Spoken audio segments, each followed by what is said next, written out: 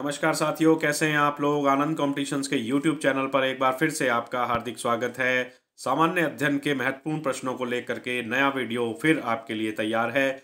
आप इसको देखिए और अवश्य ही इससे लाभान्वित होंगे। इस वीडियो के पहले प्रश्न पर दृष्टि करते हैं। गीता किस प्रकार की संज्ञा है? हिंदी से प्रश्न है, गीता किस प्रकार की संज्ञा है? साथियों, ये संज्ञा जो है व्यक्तिवाचक है, क्योंकि गीता व्यक्ति की तरफ इशारा किया जा रहा है इसमें, तो इसलिए ये व्यक्तिवाचक संज्ञा सही उत्तर है। 32वां प्रश्न है, अंग्रेजी शासन में धन के दोहन का सिद्धांत किसने प्रतिपादित किया था? देखिए, ड्रेनेज ऑफ मनी का सिद्धांत, यहाँ कहना चाहिए वित्त के बहिर्गमन का सिद्धांत, धन के बहिर्गमन का सिद्धांत, किसी भी नाम से आप इसे पुकार सकते हैं। दादा भाई नौरोजी जी ने इसको किया था और इन्होंने ये 1868 में ये एक कंसेप्ट दिया था, un British rule in India. पूरा नाम है poverty and un British rule in India. एक लेख था, उसमें इन्होंने धन के बहिर्गमन के सिद्धांत को प्रतिपादित किया था और इन्होंने पहली बार राष्ट्रीय आय की गणना की थी। भारत में राष्ट्रीय आय की गणना करने वाले यही थे और इन्होंने 20 रुपये वार्षिक राष्ट्रीय आय की गणना निकाली थी। अगला प्रश्न हम देखते हैं, किस मतभेद घटना ने देश के विभाजन की नींव रख दी? ये प्रश्न काफी अच्छा है, इसको हम लॉजिकल तरीके से समझने की कोशिश करनी चाहिए हमें। कि 1906 में मुस्लिम लीग की स्थापना हुई है ढाका में, कोई दिक्कत नहीं है। 1907 में कांग्रेस का विभाजन है, क्या इससे, इस घटना से देश का विभाजन हो सकता है? संभवतः नहीं। बंगाल का विभाजन था, देश का विभाजन हो सकता है? नहीं, क्योंकि बंगाल के विभाजन के बाद तो स्वदेशी आंदोलन जैसा एक बड़ा मूवमेंट शुरू हुआ, जिसकी वजह से परिणाम ये हुआ कि 1911 में बंगाल के विभाजन को रद्द भी करना पड़ा। इसके बाद चौथा ऑप्शन देखते हैं, 1909 में मार्ले मिंटो सुधार। मार्ले मिंटो सुधार साथियों, ये एक ऐसा रिफॉर्म्स था, मार्ले मिंटो रिफॉर्म्स 1909 में। ये रिफॉर्म्स के तहत जो है भारत के समाज में विभाजन करने की एक प्रक्रिया शुरू की गई थी। जिस तरह से उन्होंने भारत के जो एक मुस्लिम समाज था उसको पृथक रूप से निर्वाचन मंडल देने की घोषणा की और इसके विरोध स्वरूप जो था वो एक मूवमेंट शुरू हुआ और इसकी वजह से जो है मुस्लिम और हिंदू के बीच में मतभेद पैदा होने लगे और धीरे धीरे धीरे धीरे ये ऐसा मतभेद बना कि अंततः विभाजन के नींव इसमें पड़ गई। तो इस तरह से ये हम ये कह सकते हैं कि इसकी नींव डालने का काम, विभाजन की नींव डालने का काम जो 1947 में हुआ, उसकी नींव जो है यही थी 1909 मार्ले मिंटो सुधार। अगला प्रश्न हम देखते हैं, मध्य प्रदेश का कोरबा किस लिए प्रसिद्ध है? साथियों, मध्य प्रदेश का कोरबा किस लिए प्रसिद्ध है? प्रश्न आ गया है। इसको हम देखते हैं कि ये किस लिए प्रसिद्ध है। देखिए, एल्यूमिनियम उद्योग के लिए ये प्रसिद्ध है। बढ़िया क्वेश्चन है, एल्यूमिनियम उद्योग के लिए। अगला क्वेश्चन हम देखते हैं, सर्वाधिक जैव विविधता कहाँ पाई जाती है? प्रश्न बड़ा ही अच्छा है और इसमें अक्सर बच्चे कंफ्यूज भी हो जाते हैं। शांत घाटी, इसमें आप जाएंगे, कई जगह आपको कश्मीर घाटी भी दिखेगा। शांत घाटी में भारत में सबसे ज्यादा जैव विविधता शांत घाटी में पाई जाती है। और एक तथ्य और देख लीजिएगा कि भारत दूसरे नंबर पे है जैव विविधता में। भारत दूसरे नंबर पे है दक्षिण अफ्रीका के बाद। पहले नंबर पे दक्षिण अफ्रीका है और भारत जो है वो दूसरे नंबर पर है। ठीक है, तो ध्यान रखना है इसका भी। जैव विविधता के बाद दक्षिण अफ्रीका के बाद भारत जैव विविधता का दूसरा बड़ा स्थल है। और जैव विविधता दिवस के रूप में भी प्रश्न पूछ लिया जाता है, तो 22 मई प्रत्येक वर्ष जैव विविधता दिवस के रूप में मनाया जाता है। इन तथ्यों को आप समझ लीजिए, शांत घाटी को भूलना नहीं है। अगला क्वेश्चन हम देखते हैं, इनमें से छपेली किस प्रकार का गीत है? छपेली साथियों जौनसार श्रृंगार का गीत है। ये प्रश्न काफी अच्छा है, ये आप ध्यान रखिएगा, उत्तराखंड से ये प्रश्न है, श्रृंगार का गीत है। पीएम गति शक्ति मॉडल जल मार्ग शिखर सम्मेलन 2022 में कहाँ हुआ? बहुत बड़ा नाम है इस सम्मेलन का, तो आप इस सम्मेलन के नाम को समझ लीजिएगा। लेकिन इस प्रश्न का उत्तर देना हमारे लिए अनिवार्य है, क्योंकि अगर ये प्रश्न आता है तो ये 1 नंबर का प्रश्न है और अगर गलत होता है तो ये 1.25 नंबर लेकर के जाएगा। ठीक है, तो इस सम्मेलन का जो आयोजन हुआ था वो बनारस में हुआ था और ये कब हुआ था? 11 नवंबर को आरंभ हुआ था। ये 11 नवंबर 2022 को ये हुआ था। और ध्यान रखिएगा किस महकमे ने, किस मंत्रालय ने किया था इसको? भारत सरकार के बंदरगाह, जहाज रानी व जलमार्ग मंत्रालय द्वारा ये आयोजित किया गया था। 38वां प्रश्न आपके सामने है, कौन सा द्रव्यवाचक संज्ञा का उदाहरण है? द्रव्यवाचक यानी कि मेजरमेंट जिसमें हो सकता है वो है पानी। बिल्कुल सही उत्तर। 39वां प्रश्न हम देखते हैं, भारत का सबसे बड़ा जनजातीय समूह कौन सा है? भारत का सबसे बड़ा जनजातीय समूह साथियों गोंड है और ये लगभग 12 मिलियन के आसपास इनकी संख्या भी है, और छत्तीसगढ़ मध्य प्रदेश के आसपास इनकी प्रचुरता भी है। अगला क्वेश्चन हम देखते हैं, अभ्रक उत्पादन में भारत का स्थान विश्व में कौन सा है? विश्व में भारत का स्थान पूछा गया है। साथियों, ये बड़ा चौंकाने वाला आंकड़ा आ रहा है, 8वां स्थान हमें दिखाई दे रहा है। पहला स्थान जो है वो चीन का है, तो पहला स्थान चीन का हो गया है। भारत 8वें स्थान पर है, पिछले वर्ष के जो उत्पादन की बात आ रही है उसके आधार पर, पिछले वर्षों के उत्पादन के आधार पर। अगला प्रश्न हम देखते हैं, निम्न में से कौन सा उद्योग पश्चिम बंगाल में स्थित है? साथियों, ये उद्योग हम देखते हैं कहाँ कहाँ है। भिलाई तो छत्तीसगढ़ में पहुंच गया है, बोकारो जो है वो आपका झारखंड में है, और इसी तरह से दुर्गापुर जो है वो वेस्ट बंगाल में है, ये वेस्ट बंगाल में है, और राउरकेला आपका कहाँ है? उड़ीसा में। ठीक है, तो ये आपको यहाँ पर ऑप्शन नंबर 3 मिलता है। अगला क्वेश्चन हम देखते हैं, 42वां प्रश्न है, G20 की अध्यक्षता मिलने पर भारत को मिलने के अवसर पर किस तिथि पर 100 स्थलों पर रोशनी की गई थी? साथियों, G20 वर्ष चल रहा है भारत का, G20 का 18वां सम्मेलन भारत में होना है, और ये सितंबर में होना है, और भारत में सम्मेलन चूंकि होना है तो भारत को G20 की अध्यक्षता प्रदान कर दी गई है। नरेंद्र मोदी प्रधानमंत्री द्वारा अध्यक्षता स्वीकार की गई, और जब अध्यक्षता हमें प्राप्त हो रही थी देश को, उस दिन 100 महत्वपूर्ण स्थलों पर तिरंगे की रोशनी करने का एक संकल्प लिया गया था, और ये रोशनी की गई थी। तो भारत के 100 महत्वपूर्ण स्थलों पर तिरंगे की रोशनी की गई थी रात में। तो ये दिन कौन सा था जिस दिन हमें इसकी अध्यक्षता प्राप्त हो रही थी? वो दिन था 1 दिसंबर 2022 को। ये बहुत अच्छा क्वेश्चन है, G20 से क्वेश्चन आने की संभावना रहेगी। अगला प्रश्न हम देखते हैं, आंख में खटकना का अर्थ क्या होता है? बुरा लगना। आंख में खटक रहा है, बहुत बुरा लग रहा है। अगला क्वेश्चन, फोटोग्राफी में कौन सा अम्ल प्रयोग किया जाता है? कौन सा एसिड है जो फोटोग्राफी में किया जाता है?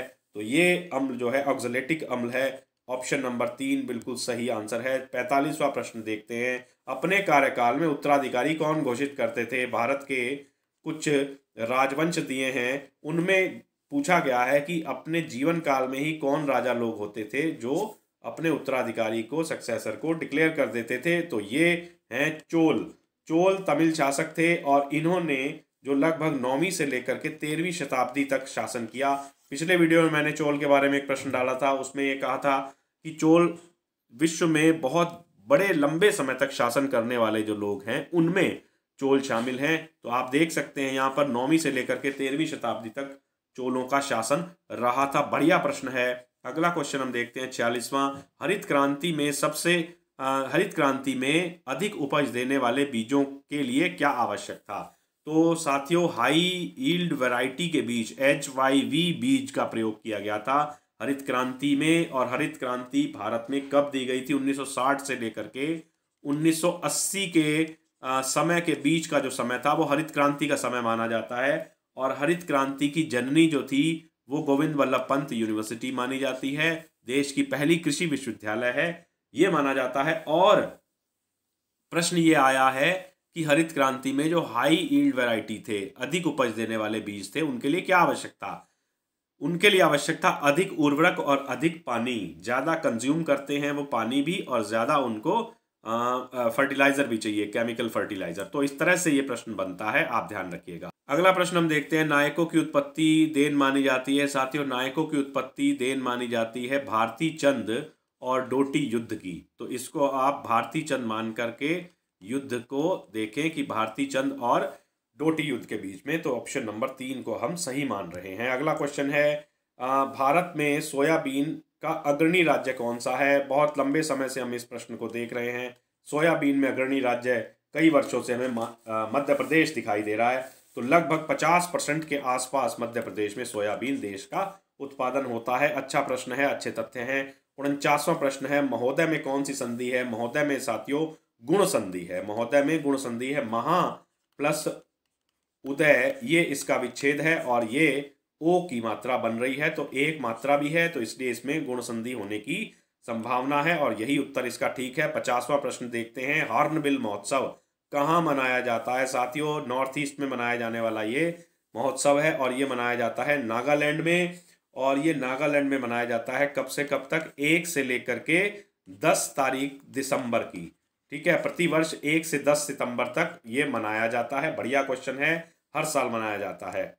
और 51वां प्रश्न है, चरण कमल बंदो हरिराई में अलंकार कौन सा है? देखिए, चरण और कमल दोनों साथ रखे हुए हैं, पहली बात। और दूसरी बात यह है, चरण और कमल यानी कि चरणों को कमल के रूप में प्रस्तुत किया जा रहा है, तो जब रूप बदल गया तो इसका मतलब रूपक अलंकार आता है। अगला प्रश्न 52वां देखते हैं, बुलाक किस अंग में पहने जाने वाला आभूषण है? उत्तराखंड में बुलाक एक आभूषण है जिसे पहनने का प्रश्न पूछा गया है। स्त्रियों द्वारा ये पहना जाता है और ये पहने जाने के बारे में आपसे कई बार पहले भी प्रश्न आया होगा, आएगा भी आगे। नाक में पहने जाने वाला ये आभूषण है, उत्तराखंड के प्रमुख आभूषणों में से ये एक है। 53वां प्रश्न है, मैग्सेसे पुरस्कार कहाँ से दिया जाता है, यानी कि दिया जाता है किसके द्वारा? तो फिलीपींस के द्वारा ये पुरस्कार दिया जाता है। देखिए, इसे हम एशिया का नोबेल भी कहते हैं। एशिया का नोबेल पुरस्कार किसे कहा जाता है, ये क्वेश्चन भी बनता है, आ सकता है। नोबेल पुरस्कार हम कहते हैं मैग्सेसे अवार्ड को, और ये कहाँ से दिया जाता है? फिलीपींस से। ठीक है, और इसके साथ एक प्रश्न जुड़ता है कि ये कब शुरू हुआ था? तो ये शुरू हुआ था 1957 में। रेमन मैग्सेसे जो राष्ट्रपति थे, उनकी स्मृति में ये पुरस्कार दिया जाता है। ये कुल 6 श्रेणियों में दिया जाता है। ठीक है, ध्यान रखिएगा। भारत से बहुत सारे लोगों को रेमन मैग्सेसे अवार्ड भी दिया गया है। अगला प्रश्न हम देखते हैं, 54वां प्रश्न है, संसार का सबसे आर्द्रतम स्थान कौन सा है? आर्द्रतम, ह्यूमिड, यानी कि जिसमें जहां बहुत ज़्यादा आर्द्रतम है तो आर्द्रतम में वर्षा भी होती है, तो इस ऑप्शन के हिसाब से हम मासिन राम में चले जाएंगे। तो मासिन राम बिल्कुल सही जवाब है। सर्वाधिक वर्षा वाला स्थान यही है, इसका अर्थ भी यही है इस प्रश्न का। और इसमें वर्षा क्यों होती है यहाँ पर? इसमें एक्चुअली क्या है कि मानसून की जो बंगाल की खाड़ी की शाखा है, बंगाल की खाड़ी की शाखा जो है वो कीपाकार और असमान ऊंचाई वाले यहाँ पर पर्वत पाए जाते हैं, तो वहाँ पर वो फंस जाती है और लगातार टकरा टकरा कर बारिश करती है। इसी कारण से जो है यहाँ पर अधिक वर्षा होती है। अगला प्रश्न हम देखते हैं, बढ़िया प्रश्न, योग दर्शन के प्रतिपादक कौन थे? योग दर्शन साथियों, हम बड़ा कॉमन क्वेश्चन है, योग दर्शन देने का काम किया था पतंजलि ने। और पतंजलि कहाँ थे, किसके दरबारी थे, ये थोड़ा सा प्रश्न बनता है। तो वो पुष्यमित्र शुंग के दरबारी थे। ठीक है, तो ये क्वेश्चन भी अच्छा है, आ सकता है। अगला प्रश्न हम देखते हैं कि इग्नाइट माइंड पुस्तक के लेखक कौन है? इग्नाइट माइंड के लेखक जो हैं साथियों, डॉक्टर कलाम हैं, जो पूर्व राष्ट्रपति रहे, भारत के मिसाइल मैन के नाम से जाने जाते हैं। 2002 में ये प्रकाशित हुई थी। और इनकी अन्य पुस्तकों पर भी हम देख लेते हैं कि कौन सी पुस्तकें हैं। अग्नि की उड़ान, जिसे विंग्स ऑफ फायर जिसे हम कहते हैं, और इसके अलावा जो है भारत 2020, और उसके बाद ये 2 महत्वपूर्ण पुस्तकें भी हम इसमें ऐड कर दे रहे हैं। अगला क्वेश्चन है, 57वां क्वेश्चन है, सम्राट हर्षवर्धन ने 2 धार्मिक सम्मेलनों का आयोजन कराया था, कहाँ कहाँ करवाया था? तो ये प्रश्न अक्सर आता रहा है, कन्नौज और प्रयाग में करवाया था। बढ़िया क्वेश्चन है। 643 एडी में, यानी कि आफ्टर डेथ, यानी कि ईसा में करवाया था। और इसमें एक व्यक्ति शामिल हुआ था, उसका नाम था ह्वेनसांग। तो ह्वेनसांग के बारे में भी प्रश्न आप याद कर लीजिएगा कि ह्वेनसांग भी इस सम्मेलन में रहा था। इसे मोक्ष परिषद का सभा भी कहते हैं। अगला प्रश्न हम देखते हैं, व्हाइट पर्वत कहाँ पाए जाते हैं? साथियों, व्हाइट पर्वत पाए जाते हैं यूएसए में। बढ़िया है, कैलिफोर्निया के आसपास ये व्हाइट पर्वत पाए जाते हैं। अगला प्रश्न है, महात्मा बुद्ध का जन्म कब हुआ था? बेहद आसान प्रश्न है, लेकिन इस आसान प्रश्न में भी कई बार गलती हो जाती है। लुम्बिनी आंसर देंगे आप, लुम्बिनी में आंसर जाएंगे। और इनके पिता का नाम जो है वो शुद्धोदन था, और इनकी माता का नाम जो था वो था माया देवी। और इनका जन्म अगर पूछा जाए इनके वर्ष के बारे में, तो महात्मा बुद्ध के जन्म का जो वर्ष था वो 563 BC था, ये ध्यान रखना है। और ये महात्मा बुद्ध बौद्ध धर्म के प्रवर्तक माने जाते हैं। महात्मा बुद्ध के पहले उपदेश के बारे में प्रश्न पूछ लिया जाता है। सारनाथ में महात्मा बुद्ध ने अपना पहला उपदेश दिया था। और ये भी पूछ लिया जाता है कि सारनाथ है कहाँ? बनारस के आसपास। ठीक है, अगला क्वेश्चन, 60वां क्वेश्चन, इस वीडियो का अंतिम क्वेश्चन है, कौन सा आंदोलन गांधी जी से संबंधित नहीं है? साथियों, कुछ आंदोलन दे रखे हैं, उन आंदोलनों में कोई एक ऐसा आंदोलन है जो गांधी जी से संबंधित नहीं है। तो खिलाफत आंदोलन का नेतृत्व तो गांधी जी को मिला था, बिल्कुल मिला था। इसके अलावा व्यक्तिगत सत्याग्रह तो गांधी जी ने 1940 में आरंभ ही किया था, ये 1919 में था, ये 1940 में था। और ये भारत छोड़ो आंदोलन का नेतृत्व भी गांधी जी का ही था 1942 में, लेकिन स्वदेशी आंदोलन 1905 में हुआ था।